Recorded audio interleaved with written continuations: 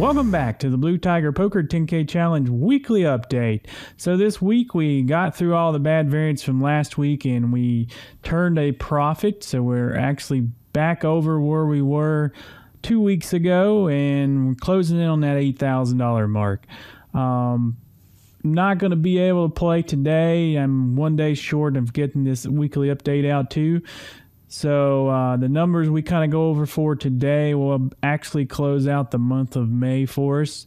And there's some good news going on in the online legislation world. So we're going to touch base on that too. And then this week's weekly blow up was sent in by Tommy.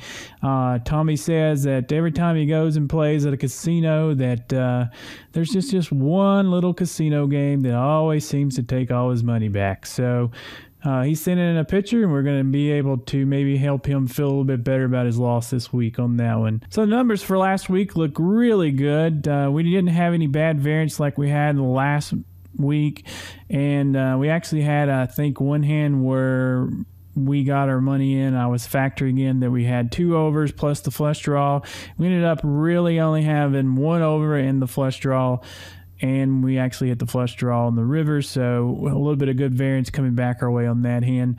But for the week, we got in 3 sessions for about 3.5 hours, and we had a good win rate for that amount of time. So we ended up profiting almost $300 for the week on that part. Now, looking for the monthly numbers of May, we actually had 2 pretty big downswings this month. One starting right out of the gate. Remember, we were down about 350 at that time. And then, of course, last week we took a big stumble, but it had a little bit of comeback, and then we actually posted some profit for the week. This week, getting all that money back and just a little bit more. So for the month of May, again, like I said earlier, we're not going to play another today, so it's going to kind of close out the month of May for us. So we ended up $800 and almost $50 for the month, so that was almost $30 an hour, which is a great win rate at 100 NL, and our return on investment was almost 17%. So really solid numbers, even with the downswing in the month.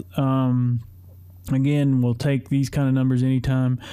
And we had a couple of questions last week, and for the 10K challenge, you know, it's not what I always sit there and play. So I put in about 3 to 5 hours a week into these things, and so of course I'm playing other poker on the side and things like that. So, you know, the 10K challenge is not all I do. Somebody asked, well, you know, why don't you play more if you can win more? Well, I do, but I play at different stakes along the way. So this is for the 10K challenge and our little promotion thing that we got going on. So again, you know, for the month, we only got 15 sessions in, about 30 hours, well, closer to 29 hours, it looks like. And again, we profited $845 for the 10K challenge. So where we stand at 10K challenge, we're now at $76.75, and we're closing in on that $8,000 mark. So hopefully next month we will get there for sure. Hopefully in the next 2 weeks we'll be at the 8K, and then you never know, maybe we'll get to 9,000. If we post another good $1,000 profit month for the 10K, maybe we'll get closer to that 9K mark and then be closing this thing out by the end of December. So as I was stated in the earliest show, we actually had a little bit of maybe some good news for online poker, and that's Illinois' state Senate president suggested to state legislators on Tuesday that it might be time for them to legalize and regulate online poker. And basically no other states really got it going like everybody thought they would. And they're just saying they want to be the first and be the central hub for online poker and want to position themselves for, I guess, the revenue that's going to come from that. They're one of the first states that actually allowed purchasing of lottery tickets online, that where you can buy just individual lottery tickets. There's other states that had, I believe, where you could buy them as long as you were doing them in bulk.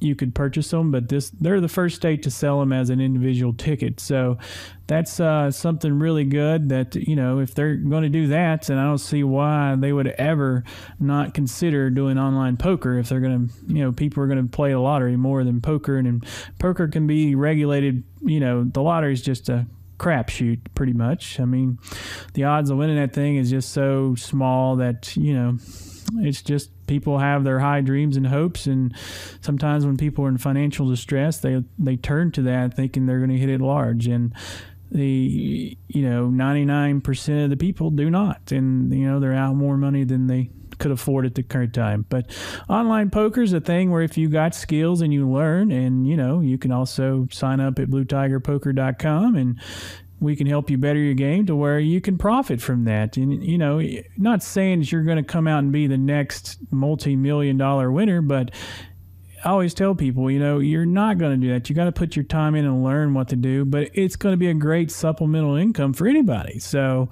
and the thing is when this passed, you want to be in front of everybody else. You don't want to be still struggling behind. So, start learning now to prepare. And when everything is totally legal and you have all these sites up and running, you got all these new people out there playing that are fish and don't understand that you're just going to pick it up and you're going to just be making money like crazy. Whereas right now you're going to be making some money, but you're not going to be making it like you will be when the next poker boom comes along. So in other online poker news is not really affecting us as United States players, but looks like another poker site going down where they didn't have enough of the poker's funds, segregated from their accounts. So, Purple Lounge is being liquidated, and it looks like, you're not going to have players' funds available, and it's just lost, and they're going to be out their money on that one. So it's unfortunate, but another reason why law and regulation needs to be done for online poker. So at Bravada, don't forget that they're still running some great promotions over there.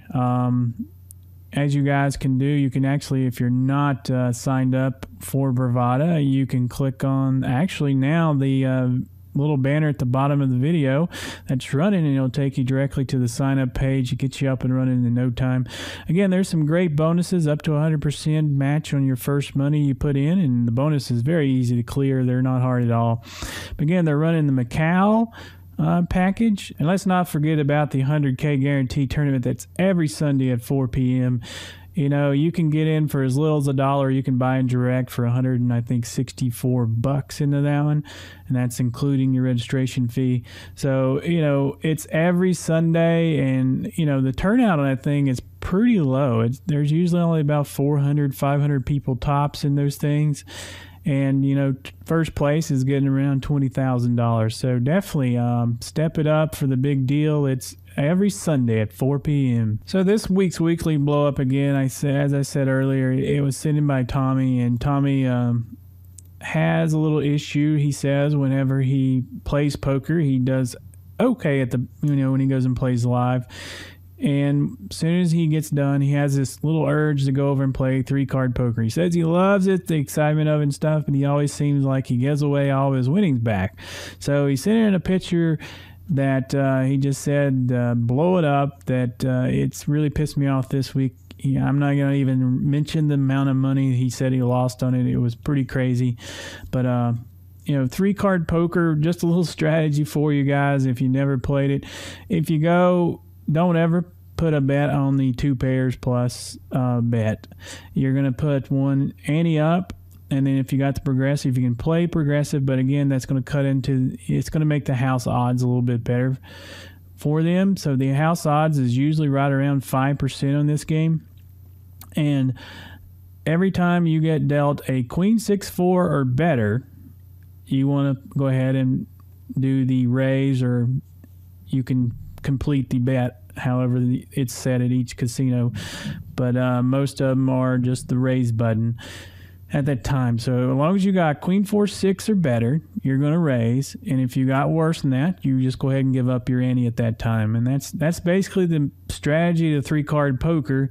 There's a little bit of other, but if you stick to that strategy, you're going to be playing for fun, and you might come out a winner. So just those games are just for fun. There is strategy where you can win, but again, you don't change up your bet sizing. So if you go and you sit down and the minimum bet's $5, then you just stick with that. Don't start saying you lost like $50 and you want to make it $10 now all of a sudden. It's not, you're not going to get there. You might get lucky and win that hand, but at 3-card poker, again, queen, 6, 4. Just remember that. If you got better than that, go ahead and do the complete, and then if the dealer wins, the dealer in house wins. That's so be it. But that's the strategy you're going to play at 3-card poker when you're playing a casino like that. All right, so let's go ahead and get into this week's weekly blow up. And Tommy, I made it a little bit slow at first, but then it ends in a big bang. So I hope you enjoyed, buddy.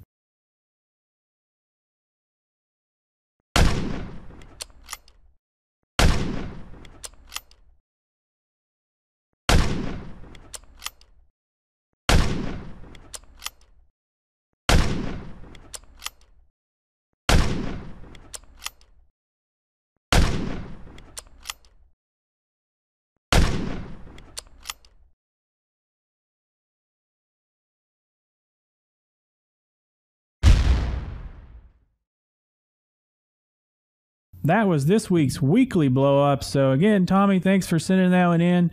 So until next time, guys, good luck at the tables.